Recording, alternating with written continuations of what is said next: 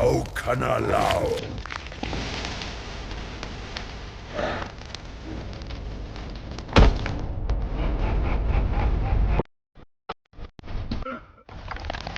सब कुछ तो दो। शैतान वहां से आते हैं।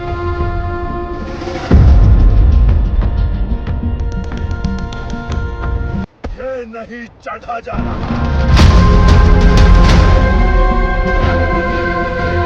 ये तो क्यों ना है। बस थोड़ा और। चलो वक्त चल तो देंगे।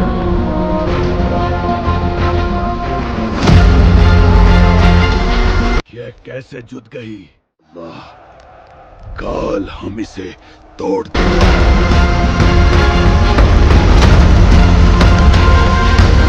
भूख बर्दाश्त नहीं होती।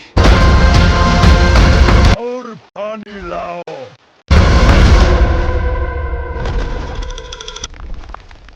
यहाँ कभी पर है उस दौर की जब इंसान जमीन पर फैलना शुरू हुए थे, लेकिन इंसानों के साथ एक और मखलूक भी थी जो इंसान ही थे मगर दरिंदों से बदतर। ये कहानी किसी ख्याली मॉन्स्टर या एलियन की नहीं, ये हकीकत है कुरान की इस पेशीन गोई की जिसका वादा अल्लाह ने किया है। एक ऐसी कौम जिनकी भूख, जिनकी ताकत और जिनका फसाद इतना खौफनाक है कि जब वो निकलेंगे तो जमीन पर पानी का एक कतरा और खाने का एक दाना नहीं बचेगा। आज हम जानेंगे याजूज और माजूज का असली सच। सबसे पहले ये समझना जरूरी है कि याजूज और माजूज हजरत आदम की औलाद में से ही है। तारीख और इस्लामी स्कॉलर्स बताते हैं कि ये हजरत नूह के बेटे याफस की नस्ल से है। ये लोग तुर्क और मंगोल के शुमाली पहाड़ी इलाकों में रहते थे। इनकी खासियत ये थी कि ये खेती बाड़ी नहीं करते थे, बल्कि दूसरी कमजोर कौमों को लूटते थे, कत्ल करते थे सब कुछ तो दो। और बस्तियां जला देते थे। उनका जुल्म जब हद से बढ़ गया तो अल्लाह ने जमीन पर एक नेक और ताकतवर बादशाह भेजा। तुम्हें ही आगे बढ़ना है। जुल्करनैन सफर करते हुए दो बड़े पहाड़ों के दरमियान पहुंचे, जहां लोगों ने रोते हुए फरियाद की कि ए जुल्करनैन, हमें इन उन दरिंदों से बचा लीजिए। याजूज माजूज ने हमारा जीना हराम कर रखा है। क्या हम आपको कुछ माल दें ताकि आप हमारे और उनके दरमियान एक दीवार बना दें?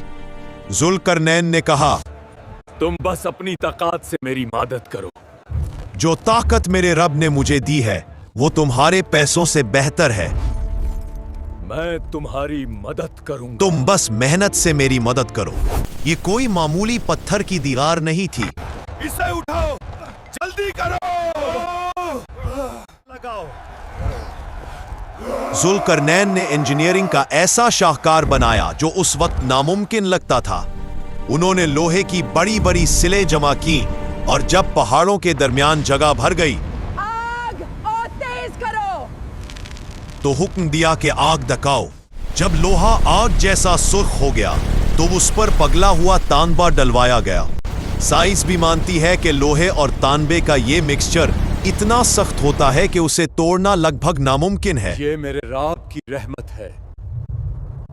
कुरान कहता है, फिर ना तो वो उस पर चढ़ सके और ना ही उसमें सुराख कर सके।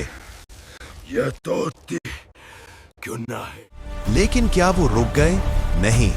हदीस में आता है कि याजूज माजूज रोजाना इस दीवार को खोदते हैं। वो खोदते रहते हैं यहां तक कि वो आर पार देखने के करीब हो जाते हैं। शाम होती है तो उनका सरदार कहता है, वक्त कल तो देंगे। चलो बाकी कल खोदेंगे। लेकिन वो इंशाल्लाह नहीं कहते।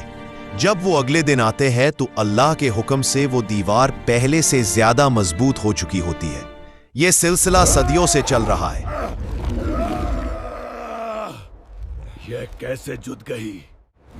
जब तक कि वो दिन न आ जाए जो अल्लाह ने मुकद्दर किया है। ये नहीं चढ़ा जा रहा। फिर एक दिन आएगा जब उनका सरदार कहेगा, थोड़ा और। अल्लाह, कल हम इसे तोड़ देंगे। इंशाल्लाह कल हम इसे तोड़ देंगे।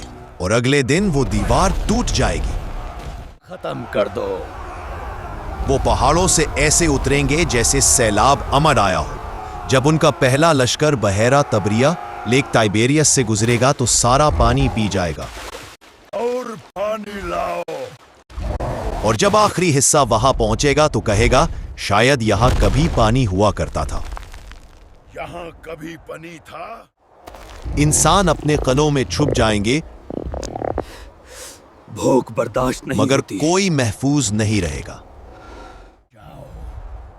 इस वक्त हजरत ईसा अलैहिस्सलाम, जो दज्जाल को कत्ल कर चुके होंगे, अपने साथियों के साथ कोहे तूर पर महसूर हो जाएंगे।